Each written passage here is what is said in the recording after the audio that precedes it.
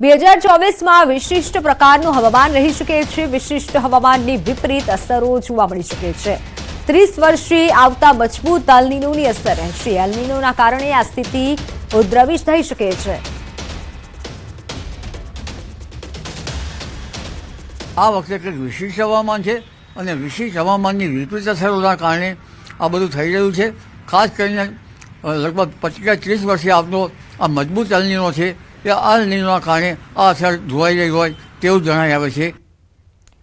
સુરતમાં હીરા દલાલના નામે મિત્રના ભાઈએ કરી છેતરપિંડી। કતારગામમાં હીરા દલાલે પોતાના નામે જીએસટી નંબર લઈ મિત્રના ભાઈને આપ્યો હતો અને તે જીએસટી નંબરના નામે 15.17 કરોડના બોગસ બિલો બનાવવામાં આવ્યા। મિત્રની જાણ બહાર બિલોના ટ્રાન્ઝેક્શન થયા હતા, જેને લઈને હીરા દલાલે ફરિયાદ નોંધાવી હતી અને ક્રાઇમ બ્રાન્ચે એક આરોપીની ધરપકડ કરી છે। આ અરજી તપાસમાં પછી ડિટેલ તપાસ કરતા જીએસટીની વિગત મેળવેલી સેલની પરચેસની, તો જે વેપારીઓને આ લોકોએ બિલો આપેલા એ વેપારીઓની પૂછપરછ કરતા વેપારીના બિલ મનોજ કરીને આરોપી આપેલા, એ મનોજની અટક કરવામાં આવેલી, એના રિમાન્ડ મેળવેલા।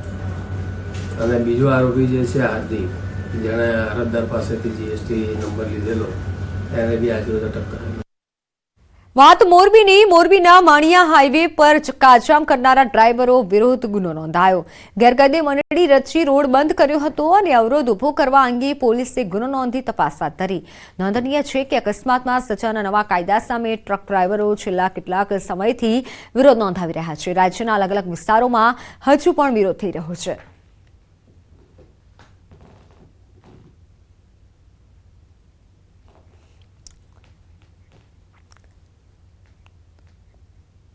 ભાવનગર ટ્રાન્સપોર્ટ એસોસિએશને નવા કાયદા અંગે વિરોધ કર્યો છે। પોલીસની હાજરીમાં ડ્રાઈવરોએ ચક્કાજામ કર્યો।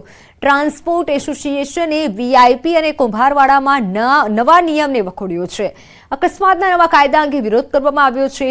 ડ્રાઈવરને 10 વર્ષની સજા અને લાખોના દંડની જોગવાઈ કરવામાં આવી છે। અમારો વિરોધ છે કે ભાઈ અમે અમિત શાહ જીએમ કીધું છે કે ભાઈ એક્સિડન્ટ કરીને ભાગી જાય તો 10 લાખ રૂપિયાનો દંડ અને 10 વર્ષની સજા, તો એની કોણ ગેરંટી લેશે કે એને મારી નાખશે ચાલુ પબ્લિક? આવો કોઈ કાયદો હોય નહીં ભાઈ, આ કાયદો પાછો લ્યો। બધા મુખ્યમંત્રીને બધાને નિવેદન છે કે આવો કાળો કાયદો પાછો લ્યો ભાઈ। ડ્રાઈવરને જે અકસ્માતની અંદર 10 લાખનો જોગવાઈની એક હમણાં એ ઓલી કરી છે ને 10 લાખ રૂપિયા એને ભરવાના અને 10 વર્ષની સજા। આજે ડ્રાઈવર 500 રૂપિયા કમાતો હોય તો 10 લાખ ભેગા કરવામાં એની અડધી જિંદગી વહી જાય। ડ્રાઈવર એવી વસ્તુ છે કે જે બોર્ડર ઉપર જે આપણે આર્મી હોય ને એની જેમ રાતનેથી કામ કરે છે, ત્યારે તમારો ટ્રાન્સપોર્ટને ખાવાની અનાજ તમને પહોંચાડે છે। રાજ્યની શિક્ષણ વ્યવસ્થાની ભરવી વાસ્તવિકતા રજૂ કરાતા દ્રશ્યો। આ દ્રશ્યો છે છોટાઉદેપુરના બેલવાંટ ગામના। આદિવાસી બાહુમૂલ્ય ધરાવતા વિસ્તારમાં વિદ્યાર્થીઓ તો છે, પરંતુ શિક્ષકો છે, પરંતુ નથી તો માત્ર શાળા। ગામના નાના ભૂલકાઓ ઝૂંપડી નીચે બેસી શિક્ષણના પાઠ ભણી રહ્યા છે। એવું નથી કે આઝાદી બાદ ગામમાં શાળા જ નહોતી, શાળા તો હતી, પરંતુ જર્જરિત થતા નવીનીકરણ માટે તોડી પડાઈ, જેના પણ 1.5 વર્ષ જેટલો સમય થઈ ગયો, પરંતુ શાળાનું નવીનીકરણ થયું નથી। 22માં હુકુમ મળ્યો બનાવવા માટેનો, તે અત્યાર સુધી એનું થઈ જશે એવું કહે છે અને જૂના ભાવના ટેન્ડર પડેલું છે, એટલે કોઈ કોન્ટ્રાક્ટર પણ બનાવવા માટે તૈયાર નથી એવું જાણવા મળેલું। પણ અત્યારે અમે એવું 2-3 ઠેકાણે એવી માહિતી મળી, જાણવા મળ્યું કે સ્કૂલ બની ગઈ છે 5 ઓરડા, તો અત્યાર સુધી અહીંયા કંઈ દેખાતું જ નથી। અને એ 2022 પહેલા 5 ઓરડા કે પાસ થયેલા છે, પાસ થવાનું વારંવાર કહે છે, પણ હજુ ઓરડાનું કોઈ કામ શરૂ થયું નથી। અને ત્યાં હું વારંવાર જિલ્લામાં જાઉં છું ત્યારે કહે છે કે ટેન્ડર બેન ભરીએ છીએ, પણ ટેન્ડર રીટેન્ડર થયા કરે છે।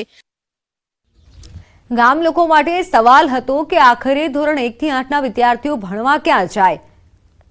વાલીઓ અને શિક્ષકોએ તંત્રને વારંવાર રજૂઆત કરી હોવા છતાં ઉકેલ ના આવ્યો। આખરે સ્થાનિકોએ જ ગામના એક ઝૂંપડામાં આંગણવાડી અને પંચાયતના હોલમાં ભણવાની વ્યવસ્થા કરી। એમાં પાણીની સગવડ નથી અને બેસવાની બી પણ સગવડ નથી, એટલે આ આશ્રમ જલ્દી બની જાય તો સારું. અને ટીસીપી પણ અહીંયા જુએ છોકરાને લાયક નથી અહીંયા બિલોટમાં. હાલ જ્યાં વિદ્યાર્થીઓ શિક્ષણના પાઠ ભણી રહ્યા છે તેની હાલત પણ અત્યંત દયનીય છે. વિદ્યાર્થીઓ ભયના ઓથાર હેઠળ અભ્યાસ કરી રહ્યા છે. માથે લાકડાની છત છે કે જે ગમે ત્યારે તૂટી જઈ શકે છે. લાઇટ કે પંખાની કોઈ વ્યવસ્થા નથી. ચોમાસામાં પણ સ્થિતિ ઘણી વિકટ બને છે. ઘણીવાર તો જે ઝૂંપડીમાં વિદ્યાર્થીઓ ભણી રહ્યા છે ત્યાં સાપ પણ આવી જાય છે. ચોમાસામાં વરસાદ પડે ત્યારે આ છાપરા નીચે પાણી પણ પડી જાય એટલે ભીનું થઈ જાય.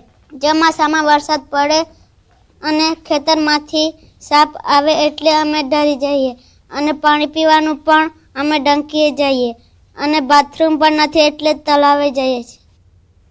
સવાલ તો એ થાય છે કે 1.5 વર્ષ પહેલા શાળાનું નવીનીકરણ શરૂ કરાયું તો અત્યાર સુધી પૂર્ણ કેમ નથી થયું?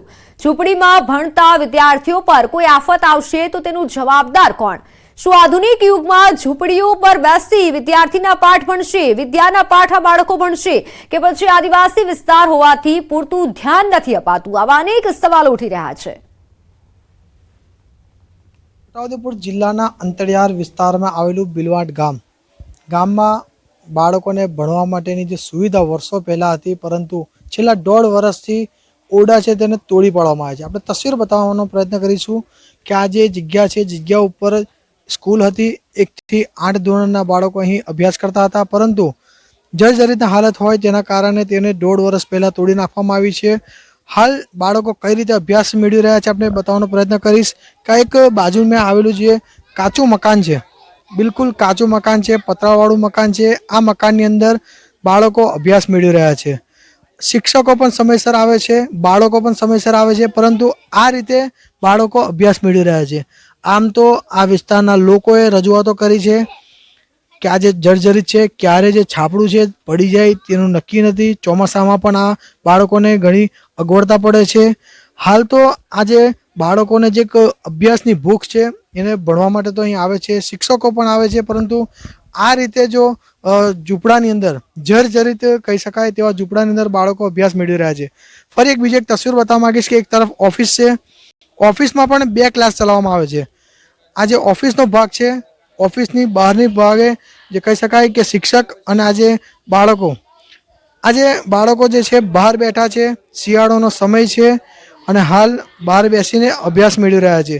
એટલે ચોક્કસથી આ ગામની અંદર જે 124 જેટલા બાળકો અહીં અભ્યાસ મેળવતા હોય છે, પરંતુ અલગ અલગ વિભાજન કર્યું છે અને કોક પંચાયતના ઓરડામાં, કોક ઓફિસમાં, તો કોક આદિવાસી જે ઝૂંપડું કહેવાય કે આદિવાસી પરંપરાગત જે ઝૂંપડું બનાવે છે, હાલ તો જર્જરિત છે એવા ઝૂંપડાની અંદર હાલ બાળકો અભ્યાસ મેળવી રહ્યા છે.